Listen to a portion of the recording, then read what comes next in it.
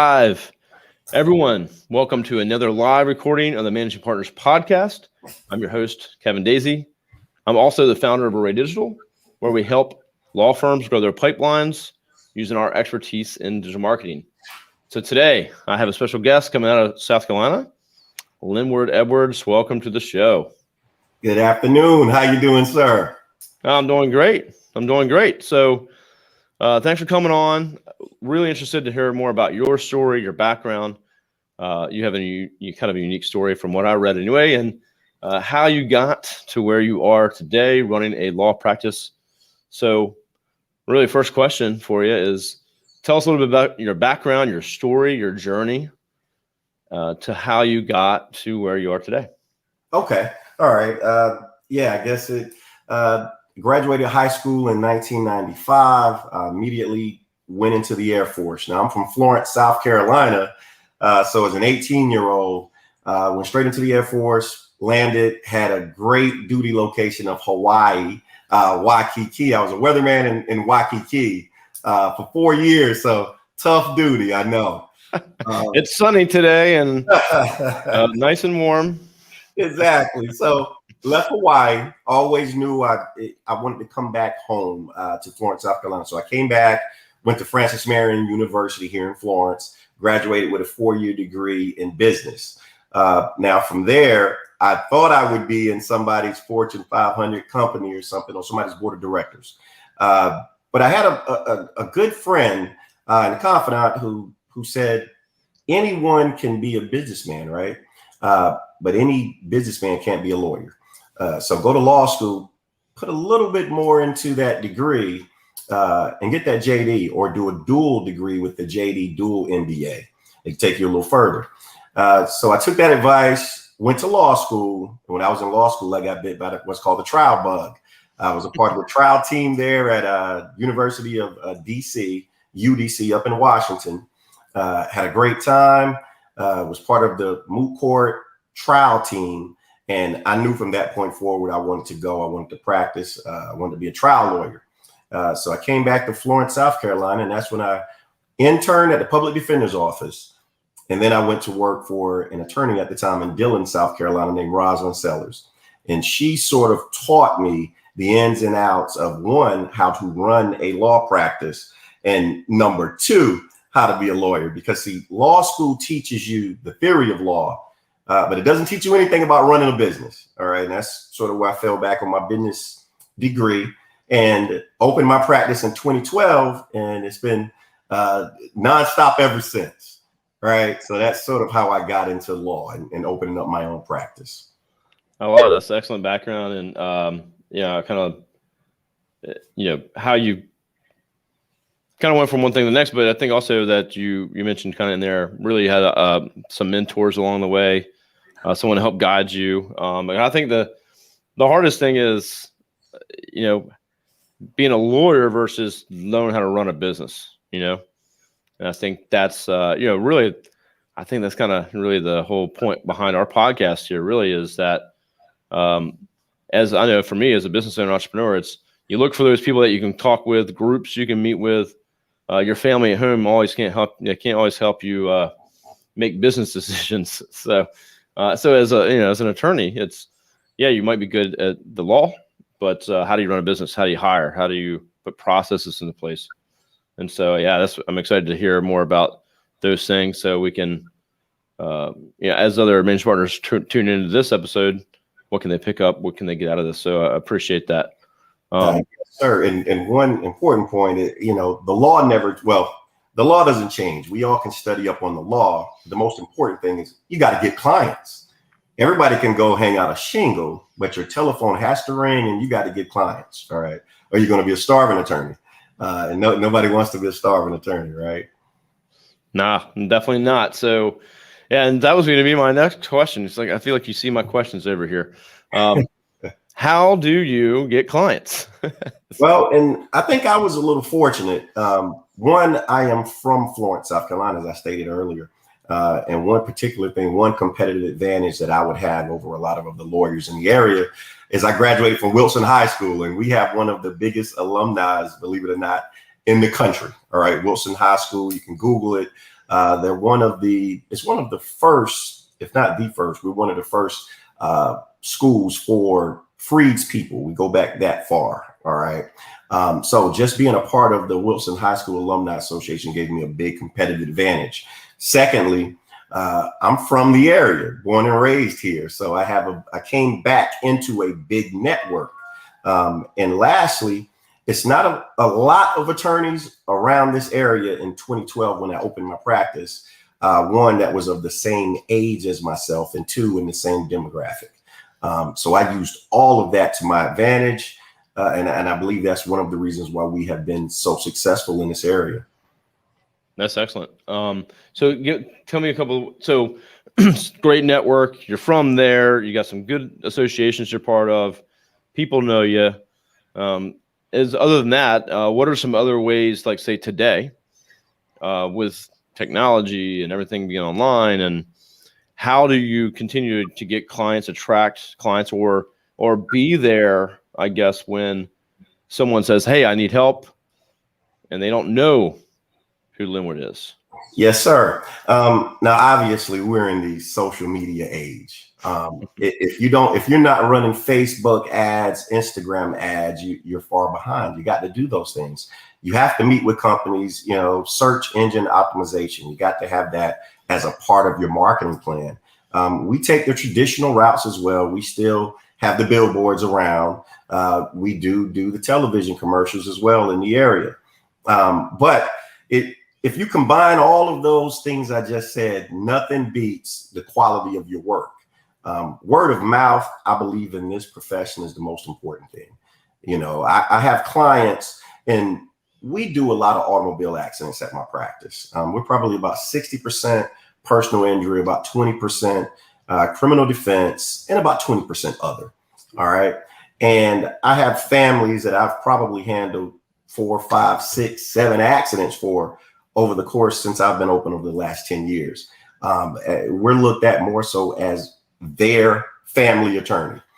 They come to my office, and if it's not an area that I practice, they still consult with us first, and we'll refer them out to other firms if we can't handle it. So the quality of your work is probably the most important aspect, I believe, in building those client relationships over time, because you don't want to have the one case with your client, right? You want to be their lawyer, that they will come to you for any type of issue, and going forward. That way, that can sustain your practice over time, and that's what we're in business for, to help folks and to provide a quality service over time.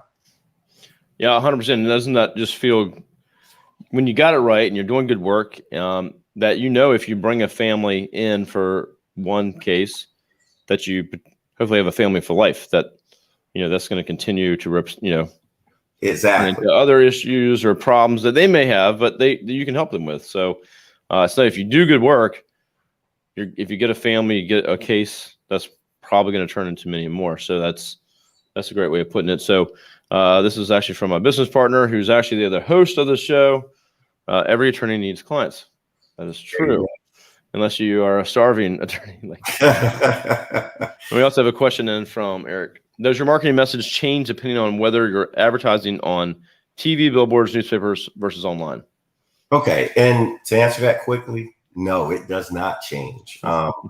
In fact, I want you to look at those 4 different avenues of advertising, and you should get one clear message, right? And sort of our theme behind our advertising campaign is personal injury, automobile accidents. And our tagline, so to speak, is the gladiator in a suit. All right. And I like to tell my clients, we're not afraid to go to court. In fact, we want to go to court. The best thing is when you can sort of work a case out. But what I like to do is sometimes you have to grab the sword and the shield, and you have to go into the Coliseum. All right. And I like to go into the Coliseum. So that's sort of our tagline, the gladiator in a suit. All right. Serious problems require a serious attorney. But no, we keep the tagline simple. We keep it simple across all the platforms. When you think Linward Edwards, like I said, I want you to think of the gladiator in a suit. Yeah, it's interesting. I see, you see a lot of different taglines, different messaging. Some are like, we keep you out of court, or we make sure we settle, or whatever. But hey, you got to have your way, your message, and I think, hey, if we got to go to court, we're ready to roll. Let's go. There you go. Yes, sir. Everyone checking out the episode too. Also, you can go to ledwardslaw.com. Check out his website. I'll put that in the comments in a few minutes as well. So you can check out his website and learn more about him personally as well. So you mentioned a couple different things that you're already involved in, different marketing techniques and things like that. When someone does come into your pipeline that you're talking with, any tactics you guys use to kind of nurture them? Maybe they're asking questions, maybe they're not, they don't, they kind of have some questions around something. Maybe they don't have a case at that moment in time, but what are some things you do to get back in front of these prospects and really nurture them over time? Okay, awesome. Well, first off, if somebody comes into our office for the first time, especially depending on the type of case, I have a couple of paralegals. I think I have a staff of about 8 paralegals, as well as legal assistants. And that client will meet the paralegal that's going to be on their case, along with myself, along with that legal assistant who's going to specialize in their area as well. And when I say specialize, I mean that's sort of their area that they work on. So they're going to meet us all. They're going to probably get a 30-minute to an hour-long consultation. We're going to talk to them about the whole process, all right, of their file, normally from start to finish. And we'll continuously educate them as time goes on. But the most important thing is just to keep the client informed. Now, things that I do around my area to stay active and to stay in front of folks. I'm also very active in the N.A.A.C.P here in the area. I am part of that Wilson Alumni Association that I was telling you about earlier, as well as a host of different boards around, like the Boys and Girls Club. I'm on that board. So I love to give back to my community. As well as various scholarships. We have 3 scholarships. And let me say this as well. We opened up a new office. We're located in Florence, South Carolina, but we opened up a new office over in Dillon, South Carolina. So we're really reaching out to different areas. And I know you may not be as familiar with South Carolina, but we're located in what's called the Pee Dee region, which would be mostly central South Carolina. We're about 45 to 55 minutes away from the capital of Columbia. About 50 minutes away from what most folks know in South Carolina, Myrtle Beach. Everybody who's not from South Carolina. I've been to Myrtle Beach. Myrtle Beach and Charleston, right? So we're about an hour and a half out of Charleston. But our focus is to proudly serve and bring quality legal representation to the people of the Pee Dee area. So that's sort of what we do. And we stay active, we stay volunteering in the area to keep us in front of our demographic and the folks that we want to become our clients if they're not already.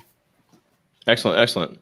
Yeah, that's all good stuff. And do you do also anything like obviously outside of SEO, but blogs or newsletters, anything like things like that you get out to a list of potential or past existing clients? Awesome. Now that's where we're going in the future. Actually, we took some meetings about a week or 2 ago, and we're getting ready to start blogging. Now, as you know, I'm not that firm that's 5 to 10 lawyers deep right now. So we have plans on going there, but we have to keep our time management basically focused. And a lot of our time management now is to the clients in the practice, but we are bringing in more specialists who are going to get the blog done and get everything sort of put out there. Excellent. So, well, speaking of kind of, growth and things like that, what do you use software or tools for managing your pipeline? So when clients come in the door, what are you guys using to manage that? Awesome. What we're using now is we're using Clio, the Clio platform to keep track of our cases. And we have 5 users on Clio, so we can easily, it's used for task management, billing, and things of that nature, right? Keeping up with, because as you grow, the worst thing that you can do in this profession is miss dates and miss deadlines, right? So you want to stay on top of those things. And so we use Clio, and it's been working out pretty good for our practice as of now. Yeah, very, very popular platform. Most firms I speak with use that. So pretty, but we like to see what else is out there, because I've heard of other tools, and some people might put together their own little system. So it really depends. So just like to know what what you guys are doing, what firms are using. So, okay, so you got some new things happening. You're marketing, you're using online, your SEO, website, and got some plans to grow, I assume. So, what does the next 2 to 5 years look like for? Oh, I'm glad you asked. We're already planning. I hate to share it with I know a lot of attorneys are going to be watching, but Myrtle Beach is our next location. I'm pretty sure we'll be in the Myrtle Beach location in the next 2 years. We'll open up an office there.